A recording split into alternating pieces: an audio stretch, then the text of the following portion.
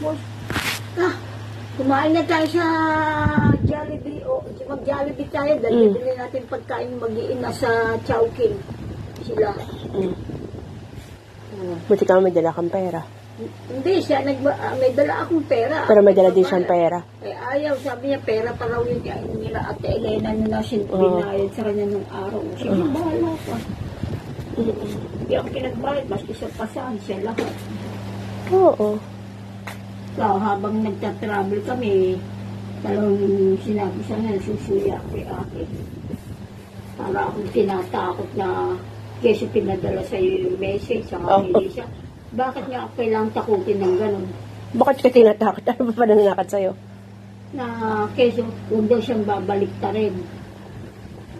Ako nagpipigil lang sa'yo. Sabi ko, wag lang sasabihin sa harap ko. Ano sinabi ni Kuya Rino? Kung anong sinabi ni Kuya Rino, yun na ang susundin. Kasi para sa lahat, yung wag na niyang pakilaman ang rote. Ano sagot sa'yo? Sagot niya, magsabi, huwag mo na lang daw patulang daw na matanda. Matanda na. Diyos ko, nung araw pa siyang ganun kung matanda na. Sabi nga din niya. Ako din eh. Sabi kay Karudi, ano? Iniintindi ko kayo pare-parehas. Huwag ka mo hindi niya sarili niya, wala namang problema.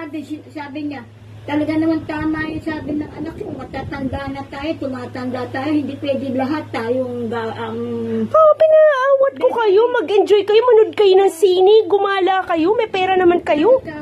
Ang inaano ko, ilang buwan siyang nandito, nakatunga ka lang siya sa tita. At saka, paano mo aayusin ang DTI nun kagad? Baka mamaya may kapit na sa munisipyo yung mga yun dahil ang tagal na nilang nakatera doon. Kasi, di ba, hindi naman natin alam kung talagang binayaran din ni Jason sa malangit na wakaluluwa niya. Anong gagawin niyo doon? Hindi mo alam kung nabenta ba ni Jason dahil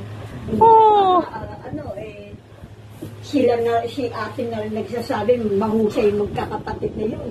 Ayun niya. Pero hindi nila masisisi kung bakit ganun. Hindi lumaki sa kanila yung mga bata, yung mga pinsang kong yun. Eh, sabi kong ganyan eh. Kako.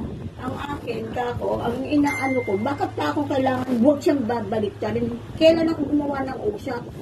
Kako. Tapos yung hostage siya yung lote mo sa Providence. Raulo siya talaga. Ako. Hindi na nga siya hindi ba siya naawa kay kuya? Ikaw na rin nagsabi, may sakit ang anak niya, nagkakasakit na. Nai-stress na nga sa maraming bagay. Dumadagdag pa siya. Diyos ko. Ito si tita. Wala namang problema sa buhay, naghahanap ng problema. Kagabi, kausap ko si Mimi. Dahil ka mo gusto ka kausapin sa messenger. Nag-usap kami, tinawagan ako, gawa daw pinadala ni... sabi ko, parehas tayo ng padala lang. Huwag mo na akong padala, pinadala din ng isa. Oo. Diyos ko.